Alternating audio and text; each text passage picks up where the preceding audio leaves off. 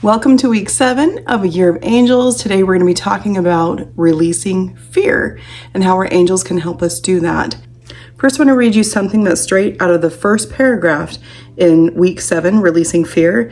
It says, by entrusting your fears to your angelic guides, you can transform those limiting beliefs into empowering thoughts and actions, freeing your mind and your heart for more positive energies.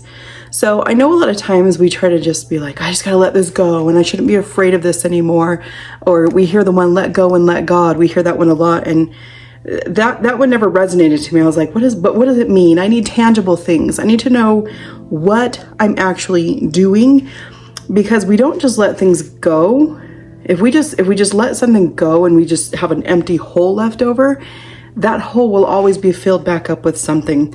So whenever we do release fear or release any negative emotion, anything at all, not just fear, we always need to be ready in that process to say what we're going to replace it back with. We do not leave energy empty. We replace it back with love and light. And in this chapter here, it says that we're releasing these limiting beliefs, but it's empowering thoughts and actions are going to come to our mind. So when we're calling on our angels, when we're meditating and bringing them into the room, we are saying, we're first identifying what it is we're truly afraid of, and especially getting right down to that emotion. And we're connecting with them saying, please help me release this. But it's not just a process of just sitting there and imagining they're just pulling it right out of you, because everything you're feeling or experiencing is something that is just helping you be aware of of a dis-ease or an imbalance in your life. And so we're really meditating and working with our angels and focusing on, again, what it is that we're really afraid of, what emotion is deep down inside there. And then we're asking to be guided, to be inspired, to have an aha moment about what we could be doing or feeling instead. So I like to ask this question a lot. What would you be feeling if you weren't feeling fear? Okay, so let's say that you have a fear of maybe getting into a car accident. Maybe you've been in a car accident before and you're experiencing a lot of PTSD from this. And so you just go, gosh, it's just hard. I have so much anxiety when I drive my car. So you're recognizing this. It's in the car. It's fear. It's probably because of experiences from the past. And so we're pretty sure we know what the problem is. And then we're saying to our angels, just release this from me. Well, there's going to be some ideas and inspiration that come to you to help you get there. And some of that might be some help or therapy from the right person. So as we're thinking about this and we're sitting there thinking about what we truly are fearing, the inspiration will come to us and the motivation to act on it too, because sometimes we thought, I should go get help. But when you are meditating with your angels, your vibration raises and you're more open to be able to receive what they're saying. And with that comes the energy and the desire to actually go and do that thing. And so now all of a sudden, after months of just feeling like you're just crazy and this is never going to go away and nobody can help you, but now you're meditating and asking with your angels. And now you're like, you know what? I do. I feel like looking on my phone and Googling something and finding a therapist to help me with this. All of a sudden, the motivation comes with that inspiration.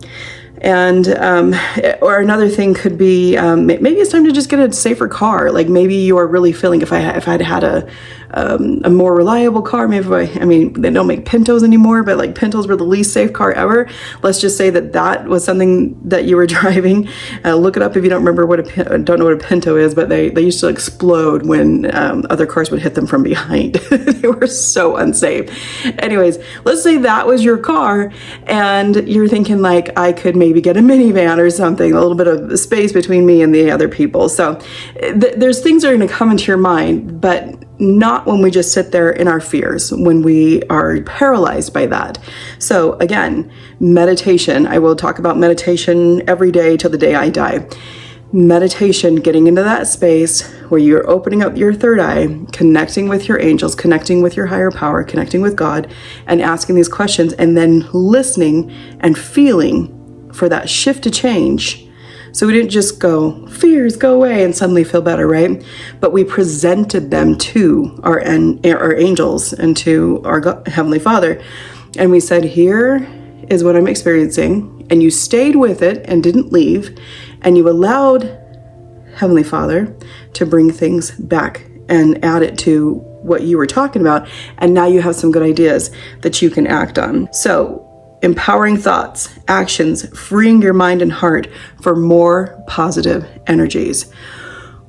We do want to know what we're feeling, present it to our angelic guides, hold this space with them so we can receive that inspiration of what to do, and then bring that back in and let that be a part of us. Let it shift us and change us and have that higher vibrational energy with us than the ones of fear that absolutely never serve us. So this week's journal prompt is, what do you hope to achieve through connecting with your angels this year? So think about this year. Like that should be like a big one, because you have a year to work on it. So you have all this time to focus. So maybe think of something that's been with you for quite some time and then write it down, because the angels love lists. They love to see what you have written down. They take that information, snatch it up and run with it. I promise you, it's very, very powerful to write things down. Write it down. There's lots of room for journaling. You don't have to take it all up. You could be a journaler like me and just write a couple sentences, okay? And so write it down, what it is you hope to release. Take a little bit of time to start, and you'll probably get information throughout the year, but start with at least one or two things that you feel that may feel like new information as you are connecting with your angels about this, of things you can start doing to release that. And take a deep breath. I know fear is the worst. It is the opposite of faith. It's the opposite of love. It has no business being inside of us. So cast it out and be done with those fears, because now you'll know how to process them differently and how to make a difference in your life. Next week, for week 8, we're going to be talking about some childhood memories. Childhood memories where when we look back, the more we understand about angels, the more we go, I think my angels were with me during that moment. I actually have a really cool story to share with you next week. So stay tuned and good luck this week releasing your fears.